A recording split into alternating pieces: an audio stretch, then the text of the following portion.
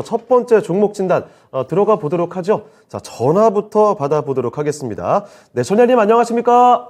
예, 안녕하십니까? 네, 반갑습니다. 반갑습니다. 네, 아주 기운차게 대답을 해주시는데, 자, 어떤 종목 때문에 전화 주신 거죠? 모트렉스요. 모트렉스요? 모트렉스가, 오를 때는 네. 뭐 한 일주일 오른 놈이 하루에 빠져버리고 2주 오른 놈이 하루에 빠져버리고. 얼마나 답답해요. 예, 목표가가 예. 전문가님들이 이렇게 한 22,000원 정도 목표가 된데 해서 제가 한 19,000원 정도 보고 샀거든요. 예. 근데 한 열흘 오른 놈이 이틀이면 빠져버리고 그러더라고요. 참 아쉬우실 것 같은데. 17,700원까지 올라가다가 네. 밑으로 빠져버리네요, 그렇게. 혹시 매수하신 가격이랑 비중 어떻게 되세요? 매사는 16,120원. 16,120원이요? 예, 그리고 35%요, 비중은. 35%요? 예. 알겠습니다. 비중도 제법 많으신데 그래서 더 힘드실 것 같습니다. 자, 그러면 요게 사실 모트렉스가 한번 날아갔을 때 뭐 26,000원 가까이도 갔던 종목이잖아요. 예. 그래서 19,000원은 이거 가지 않을까 싶었는데 계속 안 가니까 답답하신 것 같은데, 자, 19,000원 도달할 수 있을지 한번 지금부터 볼게요. 자, 박준현 운영자과 함께 이야기를 해보겠습니다. 자, 운영자님, 모트렉스 한번 뭐 가줄 때는 크게 좀 가졌던 종목인데, 최근 들어서 생각보다 시원하게 못 가서 아쉬우신 것 같습니다. 19,000원 뭐 이 정도를 생각하시는 것 같은데, 어떻게 좀 판단하십니까? 예, 우리 시청자님한테 한 가지만 물어보고. 예. 우리 시청자님, 이 회사 사업 부분이 이렇게 두 개잖아요.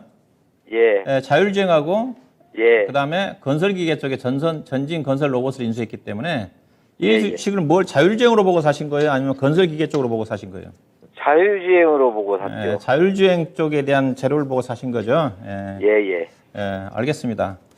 예사의 주요 사업 부분 자체는 크게 두 가지입니다. 본업 자체는 예사가 이제 현대 기아 자동차의 차량용 자동차 쪽에 뭐라 그러죠? HMI라고 그러는데 인간과 기계를 연결시켜주는 인포메이션 관련.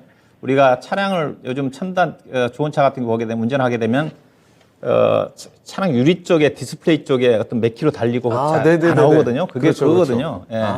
그와 관련된 또 뒷좌석에도 여러 가지 디스플레이를 통해 가지고 차량의 주행 정보라든가 그것들을 제공해 주는 회사예요. 크게 보면 이제 자율주행과 관련된 아무리 자율주행이 시장이 형성이 좀 되게 되면 모든 정보 자체가 디스플레이 통해서 운전자들이 확인하면서 좀 되는 거니까 그렇죠. 그와 관련된 쪽에 대한 비중이 많습니다. 그래서 현대 기아 자동차의 자율주행 시장 확대와 관련해 가지고 관련 쪽에 예사가 매출이 증가되는 아직까지는 자율주행과 관련된 부분 자체가 이익률이 떨어져요. 떨어져서 근데 예사 실적을 좀 보시게 되게 되면 예사 실적이 보면 연간 단위로 보시게 되게 되면 2018년도에 매출이 2,000억대였어요. 이 당시까지 적자였거든요. 2019년도까지. 근데 예사가 이제 2020년도부터 이제 매출액도 성장을 하면서 이익이 흑자 전환한 이유가 예사가 2018년도 10월 달에 전진건설 로봇이라는 회사, 건설 중장비 회사를 인수를 했습니다. 지분 100% 가지고 인수를 해서 아마 진천에 있을 거예요. 그래서 그 회사가 아다시피 앞서 제가 현대투산 인프라코를 진단해 드렸지만은 건설기계 업종이 전반적으로 2021년도 이후에 보면 예사 같은 데 2021년도에 영업이익이 350억 급증했지 않습니까? 그다음에 아직 4분기 실적이 발표가 되지 않았지만 521억으로 증가될 것은 전망인데 이게 예사가 자율주행과 관련해 가지고 실적이 증가된 게 아니라 전진 건설 로봇이 자회사로 편입이 좀 되면서 그 회사 건설기계 쪽에 대한 실적이 주가에 반영됐다고 봐요. 그래서 예사의 현재 주가 수준 자체는 자율주행 자체는 향후의 미래 성장성에 대한 기대감이고 이 회사의 현재 실적을 뒷받침하고 있는 숫자로 표시하고 있는 자체는 건설기계 쪽이다. 현재는 예사 실적은 건설기계 쪽으로 보셔야 됩니다. 그러면 건설기계 쪽으로 본다 한다면 매출액으로 보면 제가 딱 보니까 분기 단위 전진건설 로봇이 한 800억 정도 되는 거니까 약 3천억 정도가 건설기계 쪽. 그러면 나머지 자율주행 관련된 쪽은 2,500억이거든요. 이게 반반 정도로 보시면 될 것 같은데 영업이익 자체는 제가 보면 거의 70~80% 정도는 건설기계 쪽으로 나는 거니까 그래서 건설기계 쪽으로 본다 한다면 예사 주가가 그렇게 싸지가 않죠. 앞서 제가 현대두산인프라코가 자료 보셨는지 아시겠지만 현대두산인프라코가 PR이 지금 6배 되는 수준인데 예사는 지금 PER이 작년도 실적 기준에서 보면 지금 10배거든요. 올해도 지금 10배 정도 되는 수준이니까. 예. 그래서 주가가 못 간다고 보시면 됩니다. 최근 들어서 자율주행 관련 종목들이 인포뱅크를 중심으로 해서 주가 급등을 했거든요. 몇몇 종목들이. 네네. 그러면서 이 종목도 아마 지난주에 아마 인포뱅크가 대표적으로 자율주행 관련 테마 쪽으로 가장 실적은 따라주지 않지만은 움직였던 주식인데 그래서 지난주에 아마 주가가 올라갔다 밀렸을 거예요. 이게 인포뱅크거든요. 예, 인포뱅크 급등했지 않습니까? 네. 이때 지난주 2월 9일 날 이 종목이 19,900원까지 단기적으로 이 종목이 12,000원부터 2만 원까지 갔으니까 근데 이제 이 종목이 워트렉스 자율주행 관련해서 움직이 전개되면서 지난주 2월 9일 날 주가가 17,700원까지 갔지 않습니까? 우리 최근에 네. 못 팔았다고 할 때가. 근데 이 종목이 자율주행과 관련된 제로는 있지만은 실적이 따라주지 않으니까 네. 또 테마성 종목으로도 약하다 보니까 후발주라다 보니까 금방 밀렸다고 좀 봐야 될 것 같고요. 그래서 회사 주가는 현재로 봐서는 건설기계 쪽에 대한 비중을 좀 봐야 되는 거니까 주가가 오버슈팅 나오기는 어려울 것 같아요. 그래서 예.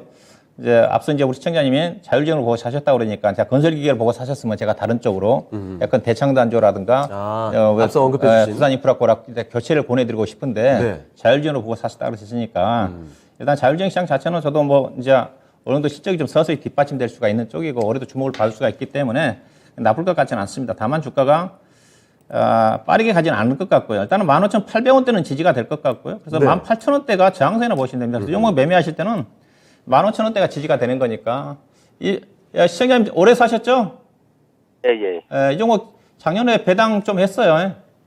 예. 작년도에 배당을 하셨으니까 그래서 작년에 배당을 하고 난 다음에 주가 좀 떨어졌거든요. 네네. 그래서 200원대 정도 배당을 했는데 그래서 15,000원대는 지지가 되니까 아마 15,800원대 정도까지는 내려올 수가 있을 것 같은데 최근에 고점은 18,000원대 정도가 저항선입니다. 그래서 당분간 시장도 안 좋으니까 15,800원대 정도 저점으로 보시고 17,500원 이상 가면 비중이 좀 많죠. 네, 35%입니다. 45%. 예, 많습니다.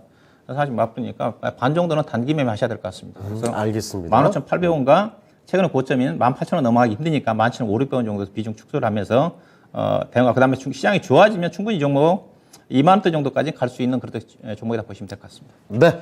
자, 전장님 일단은 당분간은 요 종목이 15,000원대 그리고 18,000원 요 사이에서 움직임이 나올 것 같아요. 근데 비중이 지금 많으시니까 18,000원 근처까지 가게 되면 일단 비중을 좀 절반이라도 한 줄여 놓으셨다가 그 이후에 다시 한번 시장 상황 보면서 대처하시면 좋을 것 같습니다. 참고되셨죠? 예. 수고하셨습니다. 알겠습니다. 감사합니다. 네, 다음에 예. 또 전화 주세요. 예. 네.